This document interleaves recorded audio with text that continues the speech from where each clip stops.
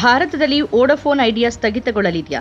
ಹಾಗಾದ್ರೆ ಅದರ ಗ್ರಾಹಕರು ಎಲ್ಲಿಗೆ ಹೋಗ್ತಾರೆ? ವೋಡಾಫೋನ್ ಐಡಿಯಾ ಸರ್ಕಾರಿ ಸ್ವಾಮ್ಯದ ಬಿಎಸ್ಎನ್ಎಲ್ ನಲ್ಲಿ ವಿಲೀನಗೊಳ್ಳಲಿದೆಯಾ? ಸುಪ್ರೀಂ ಕೋರ್ಟ್ ಮೆಟ್ಟಿಲೇರಿದ ವೋಡಾಫೋನ್ ಐಡಿಯಾಗೆ ಹಿನ್ನಡೆಯಾಗಿದೆ. ಎಜಿಆರ್ ಅಂದ್ರೆ ಅಡ್ಜಸ್ಟೆಡ್ ಗ್ರಾಸ್ ರೆವಿನ್ಯೂ ಮನ್ನಾ ಮಾಡುವಂತೆ ಕೋರಿ ಅದು ಸಲ್ಲಿಸಿದ ಅರ್ಜಿಯನ್ನ ಸುಪ್ರೀಂ ಕೋರ್ಟ್ ತಿರಸ್ಕರಿಸಿದೆ. 2.3 ಲಕ್ಷ ಕೋಟಿ ರೂಪಾಯಿ ಸಾಲ ಇದೆ.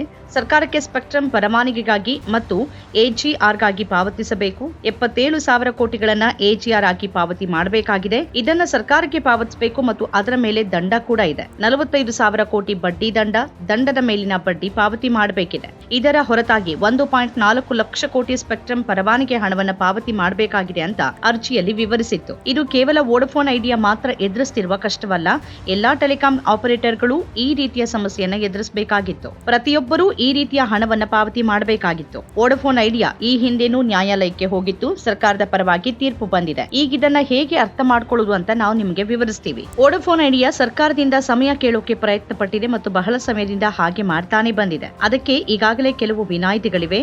ಆದರೆ ಈಗ ಅವರು ಇಷ್ಟು ಸಾಲದೊಂದಿಗೆ ಹೈರಾಣಾಗ್ತಿದ್ದಾರೆ. ತನ್ನ ಕಾರ್ಯಾಚರಣೆಯನ್ನೇ ನಿಲ್ಲಿಸಬೇಕಾಗಬಹುದು ಅನ್ನೋ ಸ್ಥಿತಿಯಲ್ಲಿದೆ. ಸರ್ಕಾರ ವೋಡಾಫೋನ್ ಐಡಿಯಾಗೆ ಹಲವು ಬಾರಿ ಪರಿಹಾರ ನೀಡಿದೆ ಅನ್ನೋದನ್ನ ಗಮನಿಸಬೇಕು. 2021ರಲ್ಲಿ ಸರ್ಕಾರ ಪರಿಹಾರ ಪ್ಯಾಕೇಜ್ ನೀಡಿತ್ತು. ಅದರಲ್ಲಿ ಪಾವತಿ ಮಾಡಬೇಕಾದ ಹಣಕ್ಕಾಗಿ ಸಮಯ ತೆಗೆದುಕೊಳ್ಳೋಕೆ ಅವಕಾಶ ಇತ್ತು. ಆದರೆ ಅದಕ್ಕೆ ನೀಡಲಾದ ಅಂತಿಮ ಗಡುವು 2025ರ ಸೆಪ್ಟೆಂಬರ್ ಕೂಡ ಹತ್ರ ಬರ್ತಿದೆ. ಆದರೆ ಈಗ ಅದು ಪಾವತಿ ಮಾಡೋಕೆ ಸಾಧ್ಯ ಆಗೋದಿಲ್ಲ ಅಂತ ಹೇಳ್ತಾ ಇದೆ. ಫೆಬ್ರವರಿ 2023ರಲ್ಲಿ ಸರ್ಕಾರ ವೋಡಾಫೋನ್ ಐಡಿಯಾದ 6,133 ಕೋಟಿ ರೂಪಾಯಿ ಬಡ್ಡಿ ಬಾಕಿಯನ್ನ ಮನ್ನಾ ಮಾಡಿತ್ತು. ಕಂಪನಿಯ 23% ಷೇರುಗಳನ್ನು ತೆಗೆದುಕೊಳ್ಳುವ ಮೂಲಕ ಸರ್ಕಾರ ಆ ಸಾಲವನ್ನ ಮನ್ನಾ ಮಾಡೋದಾಗಿ ಹೇಳಿತ್ತು.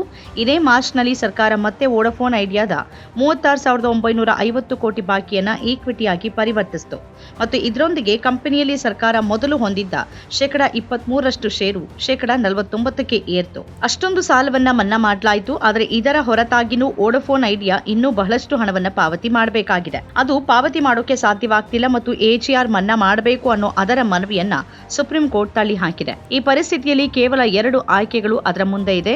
ಒಂದು, ದಿವಾಳಿತನವನ್ನ ಘೋಷಣೆ ಮಾಡೋದು ಮತ್ತು ಎಲ್ಲವನ್ನ ಸ್ಥಗಿತ ಮಾಡೋದು. ಎರಡನೇ ಆಯ್ಕೆ ಅಂತಂದ್ರೆ ಸರ್ಕಾರ ಈ ಹಿಂದೆ ವೋಡಾಫೋನ್ ಐಡಿಯಾದ ಷೇರುಗಳನ್ನ ತೆಗೆದುಕೊಳ್ಳುವ ಮೂಲಕ ಎಲ್ಲಾ ಬಾಕಿಗಳನ್ನ ಮನ್ನಾ ಮಾಡಿದ ರೀತಿಯಲ್ಲೇ ಈಗ ಎಲ್ಲಾ ಬಾಕಿ ಮನ್ನಾ ಮಾಡಿ ಇಡೀ ವೋಡಾಫೋನ್ ಐಡಿಯಾವನ್ನ ಸ್ವಾಧೀನಪಡಿಸಿಕೊಳ್ಳೋದು. ಅಂದ್ರೆ ವೋಡಾಫೋನ್ ಐಡಿಯಾ ಸರ್ಕಾರಿ ಕಂಪನಿ ಆಗತ್ತೆ. ಹೀಗಾದ್ರೆ ಖಾಸಗಿ ಮಾರುಕಟ್ಟೆಯಲ್ಲಿ ಜಿಯೋ ಮತ್ತು ಏರ್ಟೆಲ್ ಮಾತ್ರ ಉಳಿಯುವ ಪರಿಸ್ಥಿತಿ ಉದ್ಭವಿಸುತ್ತಾ? ಆದ್ರೆ ಈಗಾಗಲೇ ಸರ್ಕಾರಿ ಟೆಲಿಕಾಂ ಕಂಪನಿಯಾಗಿ ಬಿಎಸ್ಎನ್ಎಲ್ ಇದೆ. ಯಾವುದೇ ಕಾರಣ ಇಲ್ಲದೆ 2 ವಿಭಿನ್ನ ಸರ್ಕಾರಿ ಕಂಪನಿಗಳನ್ನ ಯಾಕೆ ನಡೆಸಬೇಕು ಅಂತ ಸರ್ಕಾರ ಯೋಚಿಸಿದ್ರೆ ಆ ನಂತರ ಇರೋದು ವಿಲೀನವಾಗುವ ಆಯ್ಕೆ. ನಂತರ ಎಲ್ಲವೂ ಬಿಎಸ್ಎನ್ಎಲ್ ಆಗತ್ತೆ.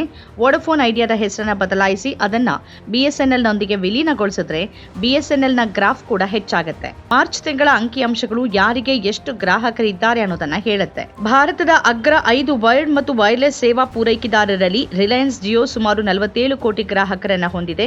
ಅದರ ನಂತರ ಭಾರತಿ ಏರ್ಟೆಲ್ ಸುಮಾರು 28.9 ಕೋಟಿ ಗ್ರಾಹಕರನ್ನ ಹೊಂದಿದೆ. ವೋಡಾಫೋನ್ ಐಡಿಯಾ 12.6 ಕೋಟಿ ಗ್ರಾಹಕರನ್ನ ಹೊಂದಿದೆ. ಬಿಎಸ್ಎನ್ಎಲ್ 3.5 ಕೋಟಿ ಗ್ರಾಹಕರನ್ನ ಹೊಂದಿದೆ. ಅಂದ್ರೆ ರಿಲಯನ್ಸ್ ಜಿಯೋ ಸುಮಾರು 50% ಮಾರುಕಟ್ಟೆ ಪಾಲನ್ನ ತನ್ನದಾಗಿಸಿಕೊಂಡಿದೆ. ಏರ್ಟೆಲ್ 30.64% ಪಾಲನ್ನ ಹೊಂದಿದೆ. ವೋಡಾಫೋನ್ ಐಡಿಯಾ 13.39%, ಬಿಎಸ್ಎನ್ಎಲ್ 3.66% ಪಾಲನ್ನ ಹೊಂದಿದೆ. ಖಾಸಗಿ ಟೆಲಿಕಾಂ ಕಂಪನಿಗಳು ಭಾರತಕ್ಕೆ ಬಂದಾಗ ಅನೇಕ ಸಣ್ಣ ಕಂಪನಿಗಳಿದ್ವು. ಆದರೆ ದೊಡ್ಡ ಕಂಪನಿಗಳು ರಾಷ್ಟ್ರೀಯ ಮಟ್ಟದಾಗಿದ್ವು. ಒಂದು ಏರ್ಟೆಲ್ ಮತ್ತು ಇನ್ನೊಂದು ಎಸ್ಆರ್. ಖಾಸಗಿಯಾಗಿ ಏರ್ಟೆಲ್ ಆಗಿನೇ ಉಳಿತು. ಆದರೆ ಎಸ್ಆರ್ ಹಲವು ಹೆಸರುಗಳಿಗೆ ಬದಲಾಗಿ ಕಡೆಗೆ ವೋಡಾಫೋನ್ ಆಯಿತು. ನಂತರ ಅದರೊಂದಿಗೆ ಮತ್ತೊಂದು ಖಾಸಗಿ ಕಂಪನಿ ಐಡಿಯಾ ಸೇರಿ ವೋಡಾಫೋನ್ ಐಡಿಯಾ ಆಯಿತು. ಹೀಗೆ ಹಲವಾರು ವಿಲೀನಗಳ ನಂತರ ಈ ಸ್ಥಿತಿಗೆ ಬಂದ ಮೇಲೆ ಈಗ ಇಲ್ಲಿನ ಪರಿಸ್ಥಿತಿನೂ ಕೆಟ್ಟದಾಗಿದೆ. ಆದ್ರಿಂದ ಈಗದು ಬಿಎಸ್ಎನ್ಎಲ್ ಜೊತೆ ಸೇರಿದ್ರೆ ಸುಮಾರು 14% ಮಾರುಕಟ್ಟೆ ಪಾಲು ಸಿಗತ್ತೆ. ಅಂದ್ರೆ ಜಿಯೋ ಮತ್ತು ಏರ್ಟೆಲ್ ನೊಂದಿಗೆ ಸ್ಪರ್ಧೆ ಮಾಡೋಕೆ ಸಾಧ್ಯವಾಗದೇ ಇದ್ರೂ ಗಣನೀಯ ಮಾರುಕಟ್ಟೆ ಪಾಲನ್ನ ಹೊಂದೋಕೆ ಸಾಧ್ಯ ಆಗತ್ತೆ. ಗ್ರಾಹಕರ ದೃಷ್ಟಿಕೋನದಿಂದ ನೋಡಿದ್ರೆ ಈಗ ಬಿಎಸ್ಎನ್ಎಲ್ ಜೊತೆ ವೋಡಾಫೋನ್ ಐಡಿಯಾ ವಿಲೀನ ಆದ್ರೆ ವೋಡಾಫೋನ್ ಐಡಿಯಾದ ಗ್ರಾಹಕರು ಎಲ್ಲಿ ಹೋಗ್ತಾರೆ? 1996ರಿಂದ ಈ ಸಂಖ್ಯೆಯನ್ನ ಬಳಸ್ತಿರುವ ಮತ್ತು ಅದನ್ನ ಪೋರ್ಟ್ ಮಾಡದ ಕೆಲವು ಜನರಿದ್ದಾರೆ.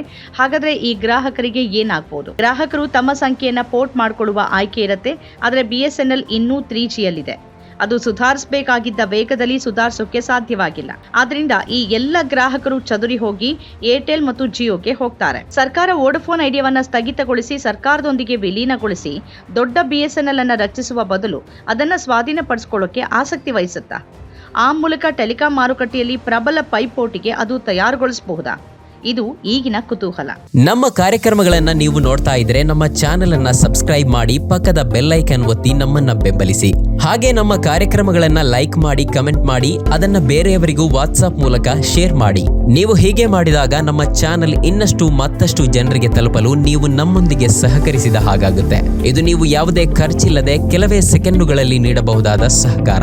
ಧನ್ಯವಾದಗಳು.